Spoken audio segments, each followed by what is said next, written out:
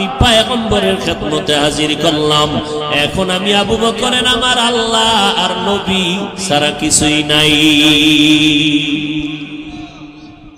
ওমরের মাথা নত হয়ে গেল, 1 নাম্বার হতে পারলাম না। কারণ বেশি দান করা 1 নাম্বার না, অন্তরের কোরবানি দেওয়াটাই বড় 1 নাম্বার। সব দিয়ে দিলেন, সব দিয়ে দিলেন, যা আছে তাই দিয়ে দিলেন। নবী আশ্চর্য হয়ে গেলেন, এত ত্যাগ আপনি স্বীকার করলেন হে আবু বকর? চুপ হয়ে গেল মজলিস। হঠাৎ করে জিবরাইল আমিন এসে হাজির হয়ে গেলেন।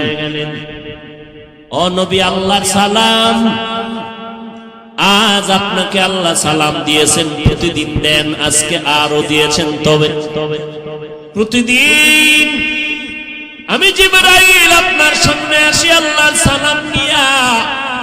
আজ আল্লাহ তো আপনাকে সালাম দিয়েছেন ঠিকই, তবে আলাদা করে স্পেশাল করে আমার আল্লাহ আজকে আবু বকরকে সালাম পাঠিয়েছে।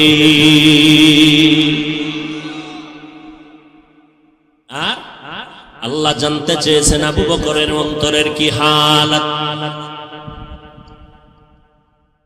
নবী বললেন, আবু বকর আপনার কপাল ভালো,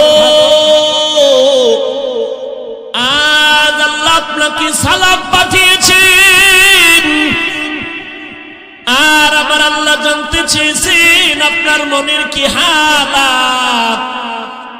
আবু বকর হাউমাউ করে কান্না শুরু করলেন।